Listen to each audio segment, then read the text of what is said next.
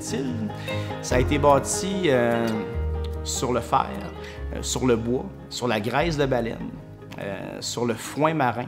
En fait, on a un parcours industriel quand même assez long puis assez varié. Puis c'est ce que cette île a fait que c'est aujourd'hui, c'est que ça a été bâti par des usines qui sont arrivées puis des gens qui avaient de la vision. Fait que la majorité des gens de cette île, c'est des gens qui viennent de la Gaspésie, du Saguenay, Lac-Saint-Jean. C'était comme un peu la ruée vers le fer. Puis avec le temps, on a vécu des fluctuations au niveau du marché du fer. Ça n'a pas toujours été facile.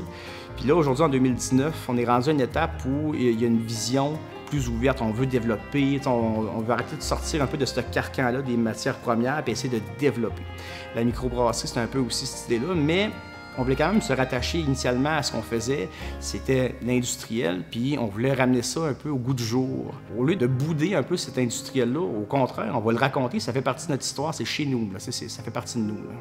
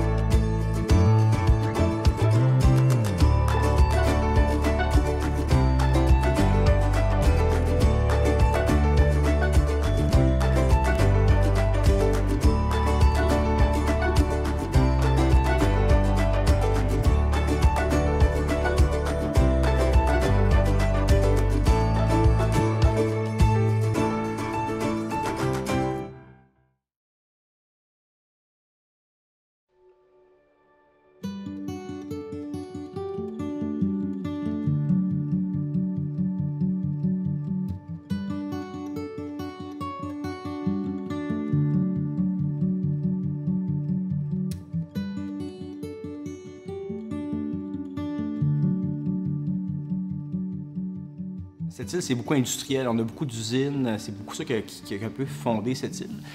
Fait qu'à l'époque, c'était un choix qui était logique pour moi de faire un métier qui était en lien avec ça.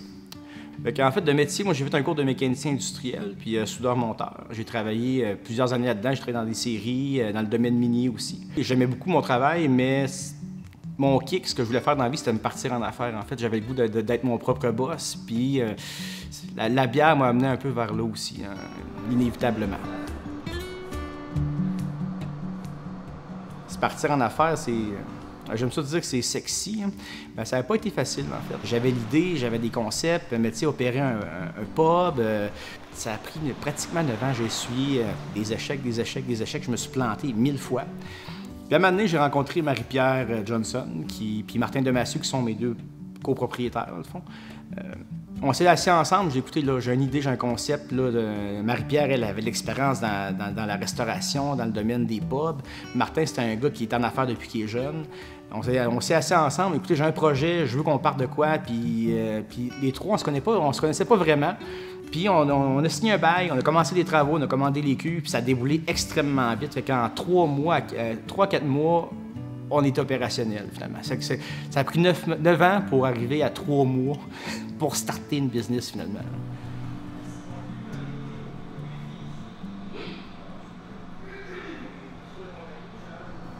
Initialement, la microbrasserie, ça s'appelait pas la compagnie, ça s'appelait les Îles Rondes. Ça se nomme un peu, c'est spécialement dit, on va dire. Puis finalement, avec le temps, on s'est rendu compte que ce qui ressemblait le plus à cette île, c'est pas tant les îles que son histoire. Puis cette île, ça a été assis sur l'industriel. Fait qu'il y a une époque, début 1950, la première compagnie minière qui est née à cette île, c'était la Iron Ore Company.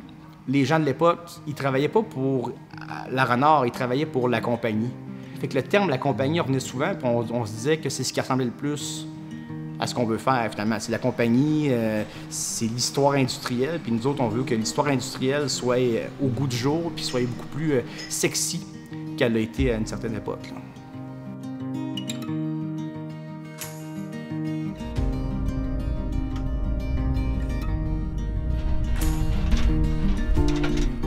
j'étais plus jeune. J'avais déjà fait de la restauration, un peu de pub aussi. J'avais travaillé pour des amis qui étaient un peu dans le domaine. C'est quelque chose que j'ai toujours aimé, puis j'ai besoin de ce contact-là aussi avec les gens. Juste de faire connaître les produits, de faire connaître la région, de aussi socialiser. J'ai besoin de ce côté-là pour moi.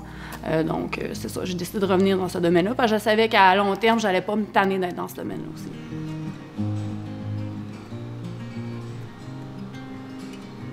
À l'époque, il y a une dizaine d'années, il n'y avait pas beaucoup de stock pour faire de la bière, puis il n'y avait pas beaucoup de matériel non plus. J'ai commencé un peu comme tout le monde a fait à l'époque. J'ai acheté une canne de sirop, puis j'ai fait une bière ultra dégueulasse.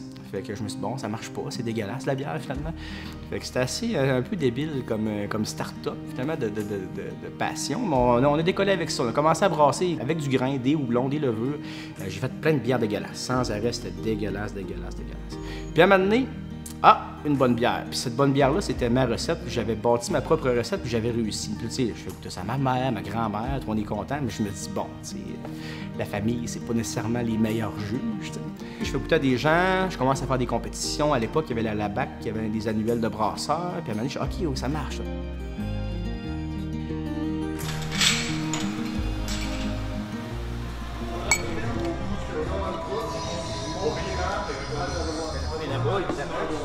À travers toute l'équipe, j'ai eu une employée à un moment donné qui a cliqué, mais elle tripait. Elle tripait pas mal plus que les autres. Elle en était quasiment tannant.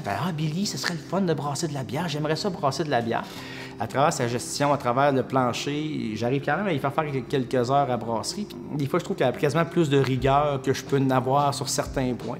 Fait qu'Anne-Marie, c'est à plus ou moins court terme, j'aimerais ça la rentrer assistante brasseuse à temps plein à brasserie. Puis peut-être même qu'un jour, ça va devenir la brasseur. Quand ils ont décidé d'engager, bien là, j'ai décidé d'appliquer. Puis dès le départ, moi, je voulais apprendre le fonctionnement. Comment ça fonctionnait, comment ça se faisait pour mon intérêt personnel, parce que c'est ça, c'était quelque chose que je me disais, si je le connais, si je le sais moi-même, bien, je vais être capable de mieux le vendre aussi. Puis puisque j'aime en déguster, bien, c'est le fun aussi de savoir comment le décrire aux gens pour qu'ils le dégustent mieux. Puis dès le moment où j'ai commencé à plus connaître le processus de ça, bien là, ça a été... c'est plus devenu un côté de plus en plus une passion. Je pense que je suis en train de développer une passion à ce côté-là, parce que j'apprends toujours, puis j'ai toujours plus envie d'apprendre aussi. Je retiens de plus en plus aussi parce que ce côté-là m'allume.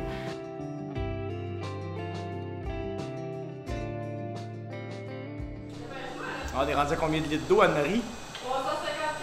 354, c'est bon. Ça, on va repartir la pompe de la hot water tank.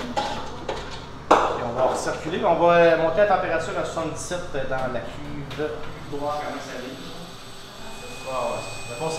On roule à 6 Hz, puis mettons 10-15 minutes, on va le monter à peu près à 25 Hz pendant 30 secondes. Fait qu'aujourd'hui, on brasse l'ouvrière.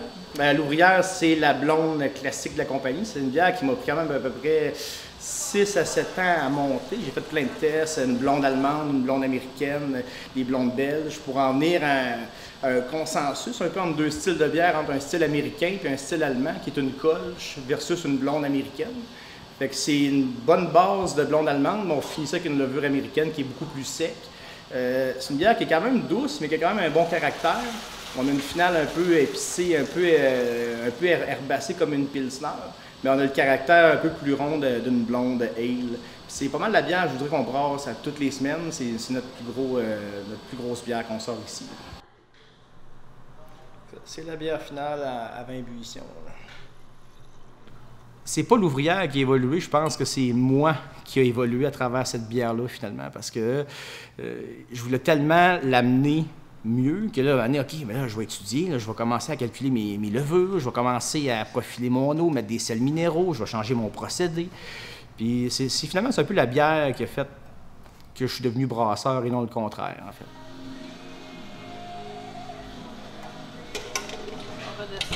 OK, le test d'iode, l'idée là-dedans, c'est d'arriver, prendre un échantillon de mou, le moins de grains possible, mettre quelques gouttes d'iode. Puis si l'iode reste, mettons, garde sa couleur orangée, on est garanti qu'il ne reste plus d'amidon dans la cuve matière.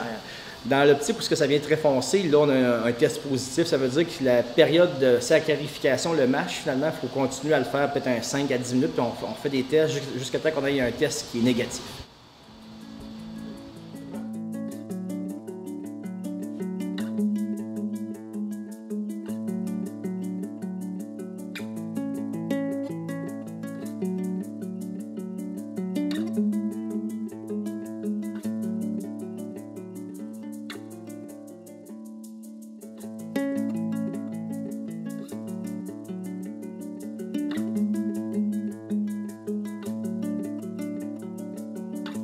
En ce moment, on est à la ferme Pure-Mère, la ferme maricole.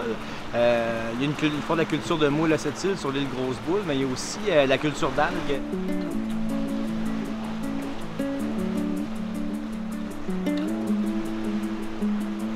En ce moment, on travaille sur un projet de monter une bière aux algues. Probablement une gauze ou une bière allemande, peut-être légèrement salée. D'ici la prochaine année, on va faire une série de tests, des petits volumes. Puis l'objectif de ça, ce serait de créer une petite bière qui serait purement sétilienne, avec une signature locale. Mais surtout, en fait, je pense que c'est de développer une synergie entre les commerçants et les producteurs locaux, puis arriver à développer un brand ou une signature qui serait hyper locale à cette île, de renforcer tous les petits commerçants, puis d'arriver à faire des partenariats Puis chaque partenariat, le but ultime, dans le fond, c'est de valoriser ce qu'on sait faire à cette île ensemble. Puis c'est en groupe qu'on va l'avoir.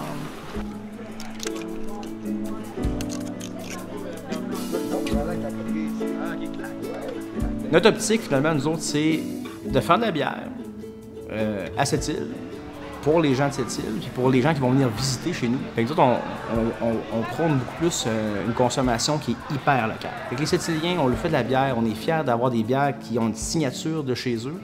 Puis les touristes qui viennent aussi, ils ont une teinte réelle de c'est quoi cette île. Fait qu'à long terme, moi, j'aimerais beaucoup qu'on soit dans les pubs à cette île, un restaurant, dans les dépanneurs, dans les épiceries, mais notre stratégie d'affaires fait probablement qu'on sortira sûrement jamais de cette île dans nos bières.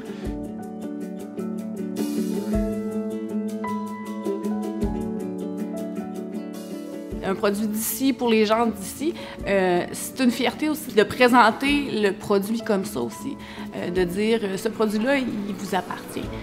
Il nous appartient comme communauté. Fait que ça, c'est vraiment intéressant de dire, de partir de cette base-là pour ramener une clientèle vers nous. On connaît mieux nos clients aussi, les clients l'apprécient, donc reviennent, puis ça se déboule juste comme ça.